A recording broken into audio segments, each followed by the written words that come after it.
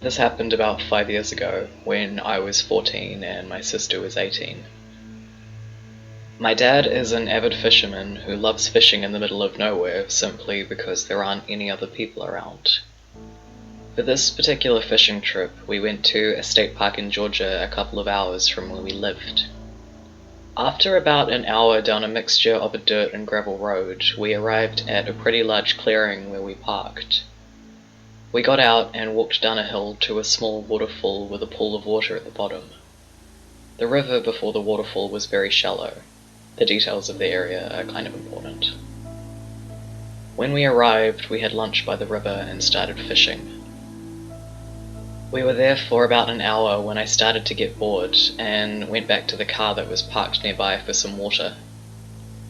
On the way back to my dad, I noticed a man standing just behind the tree line of the clearing, about 30 feet from our car. Thinking it was weird, I hurried back to my dad and told him. By the time I told him, we all looked back and the guy was already standing above us on top of the hill. This man gave us all a very weird vibe from the start. He was in his late 20s and stood at about 6 foot. He wasn't an overly broad person, but he was far taller than my dad.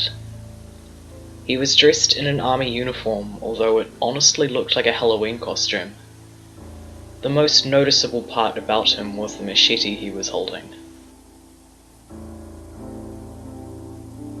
My dad, remaining calm, started to strike up a conversation with him and asked if he was fishing here too. The man just stared at us for about a minute before answering that he was waiting for his friends to come by in a boat so he could pick them up. He had no car with him, no trailer, and he was at the base of a waterfall. Really good story there. My dad at this point was very concerned, even though he kept very calm. While chatting to the guy about arbitrary things, he was slowly packing up all of our stuff and putting himself between the man and his children.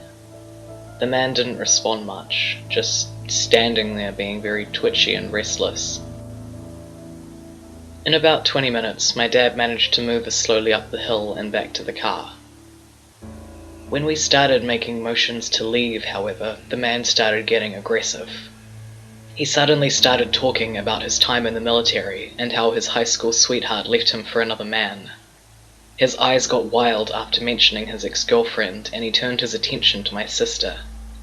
He started yelling about how women were awful and would always be unworthy of a man's attention, all while leering at my sister and stabbing the ground repeatedly with his machete. At this point, my dad decided we needed to go and motioned for my sister and I to get in the car before he followed and locked the doors. We got out of there in a hurry as the guy watched us leave before going back into the trees. This guy has become a bit of a joke in our family as we dubbed him Machete Man, but that experience will always stick with me. My dad admits that was the one time where he truly wished he had a gun because his only weapon at the time was a pair of scissors. So, Machete Man, let's not meet in the middle of the woods again.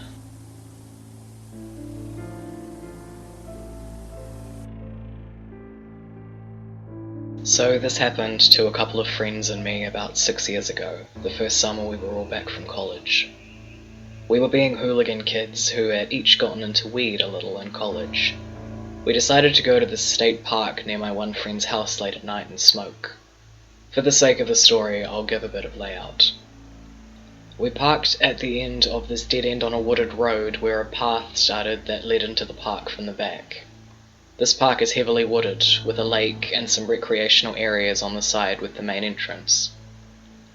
The path we were on went parallel to the edge of a large field, with a couple of yards of trees between. A little ways down there was a small gap to access the field. We had stopped in the big field next to the tree line near the gap that led back to the path we'd walked in on. There was a rock there and my one friend began to use it to prepare the fun stuff. It was a really cloudy night, and the only things we could see were what we lit up with our phones. After a couple of minutes, we hear something moving in the trees down a bit further, maybe 30-ish feet away. I've always been overly paranoid and instantly went to the worst, but my friends figured it was a squirrel. A minute later we hear it again, closer and louder. I say, "Sounds kinda heavy, do you think it's a deer?" More to calm myself down. "Maybe," one of them says. That's when the sound picked up. We all froze and put away our lights. We had all grown up in wooded areas and spent a lot of time hiking and whatever else. We know what it sounds like when someone is walking in the woods, or at least what it might sound like. If it was a person, they were walking slowly still, but were far closer than I would have preferred. That's what really got me too. What animal would walk towards people? I got a surge of anxiety and kind of blurted out, "It sounds like a person." On fucking cue, whoever it was starts running at us through the trees, and one of my friends tells us to run. And we do. We started running full speed across the field of tall grass, and the whole time we hear the guy running behind us. A minute of running brought us all to a tall rock dam, which prevents the field from flooding, and began to climb. We were furiously tripping and scrambling over the rocks to get to the other side. We ran into the woods that ran next to the road we had parked on. We got a little way in, and we sat together in the dark, absolutely still and silent.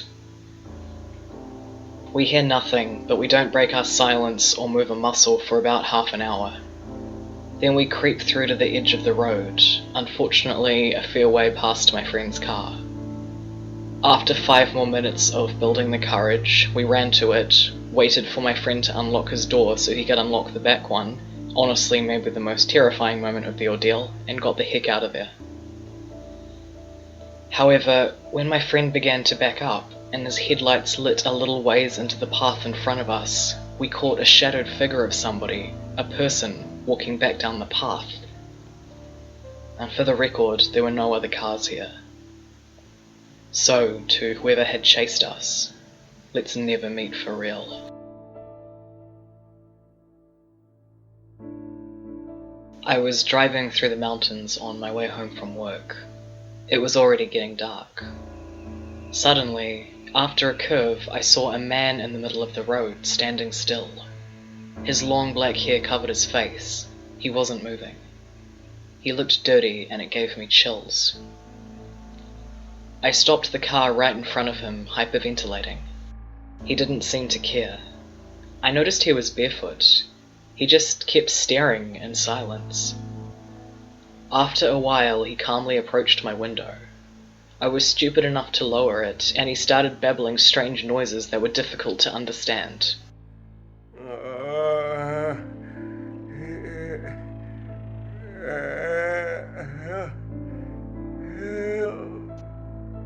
I freaked out, but he didn't look harmed or in danger, so I decided to leave the fuck out of there. I started the engine again and was slowly moving away when he out of nowhere jumped onto the car and started shouting loudly and laughing. I almost had a heart attack. I am a petite young woman, and if things had turned ugly I wouldn't have stood a chance. I accelerated, and eventually he got off and I finally got home safely. By the time I opened the door of my house, my body was still shaking. I'm Spanish. These things don't happen here. Ever. Later, I was told by my neighbors that that man was once a psychiatrist. He lost his mind years ago, and since then he wanders around the mountains. He is often just at the side of the road at any given time.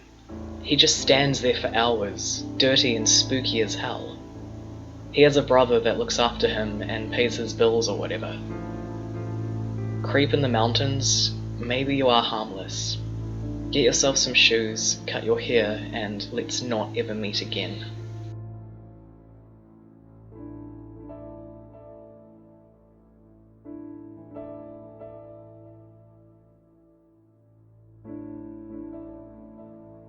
I was driving on the back roads on the edge of the city limits. It was pretty dark. It was dark with no lighting at all. A few rest stops here and there. I was meeting a woman off Craigslist and already feeling a bit nervous. I was going pretty fast with no other cars in sight. Out of nowhere, I see a guy running across the road. He was already almost right in front of my car. He looked like he was getting chased by another guy who I didn't see until I swerved to avoid the first one, braking hard. My car went kinda sideways and hit the second guy pretty fierce, not at full speed.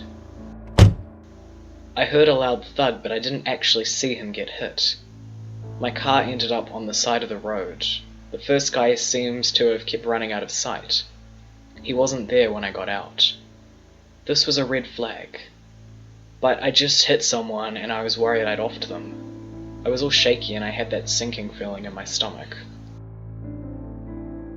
I ran towards a guy who was on the ground breathing heavily. Thank God he was alive. I asked him if he was okay and he didn't respond. He just kept breathing really hard. Then I took out my phone to call 911. As I was typing in the number, that's when I heard him say, "No, don't call anyone. Don't call the cops." He said it pretty aggressively. So I just looked over at him with my phone in hand, flash on. I asked him if he could stand. He got up slowly with a slight limp. With my light shining on him, I could see his clothes were all tattered and he was wearing like 2 layers of clothes with a jacket, now torn at the arms. He had blood on his arms, I guess from where he landed on the ground. He said, "I'm fine. Do you have any cigarettes?" I said, "Yeah, let me go get them." I had a pack in my glove box since forever. I was an occasional smoker and only smoked with my co-worker, not in a while. We walked over to my car and I got the cigarettes and handed them to him. Then I put my phone to charge, the car was still on. As I did, he asked for a lighter. I said, "Yeah, hold on, let me look for it." While lighting his cigarette, that's when I asked him who was the other guy. He said, "Somebody stole my backpack from me while I was sleeping." "Oh, okay, he was definitely homeless then." I felt so bad. I started pulling out my wallet. I wanted to give him all the money in my wallet out of guilt.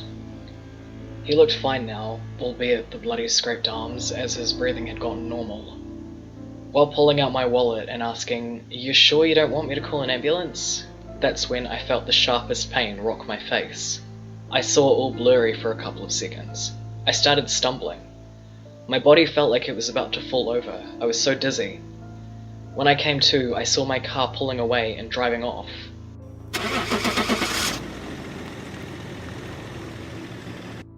He punched me and took off. I stood there in shock for what seemed like an eternity. I reached for my phone out of instinct. Then I remembered I left it charging. Shit. I reached under my jacket to check if my gun was still on me. I felt relieved when I felt the cold metal of my cig sour. Okay, good. At least I ain't out here defenseless.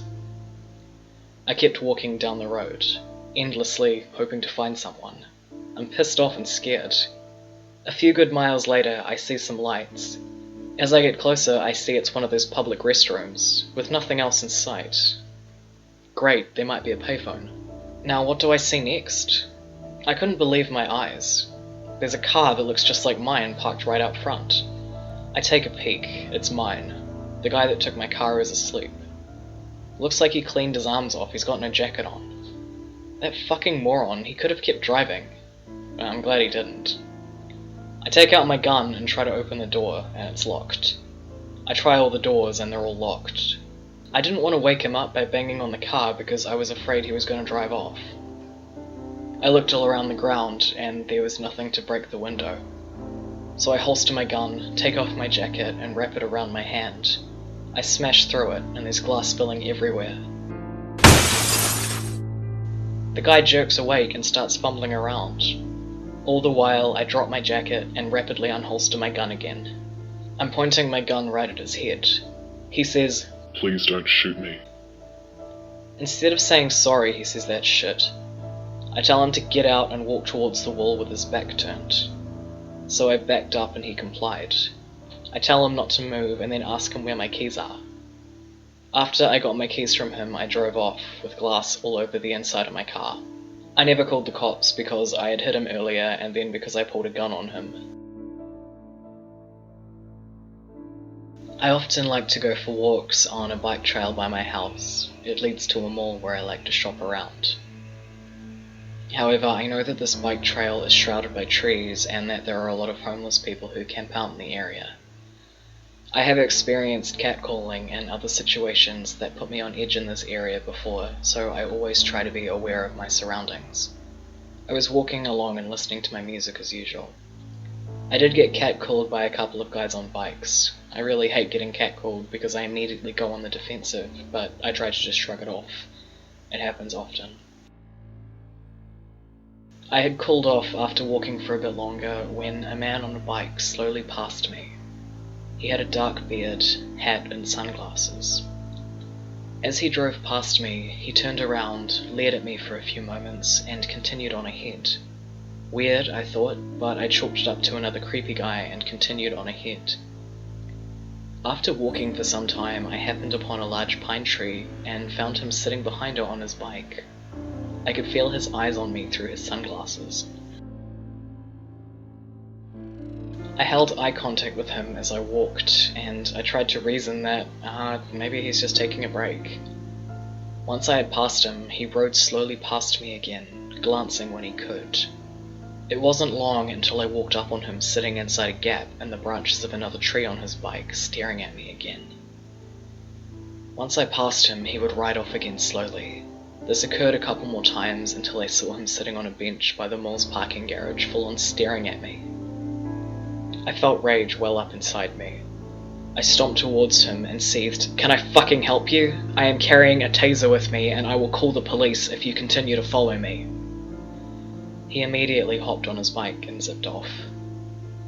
I ran inside the mall, shaking but also with a sense of relief. I figured I could share my story to get it off my chest, but also to remind everyone to always be aware of your surroundings. Even if it's the middle of the day, crazy people are everywhere. Please be safe.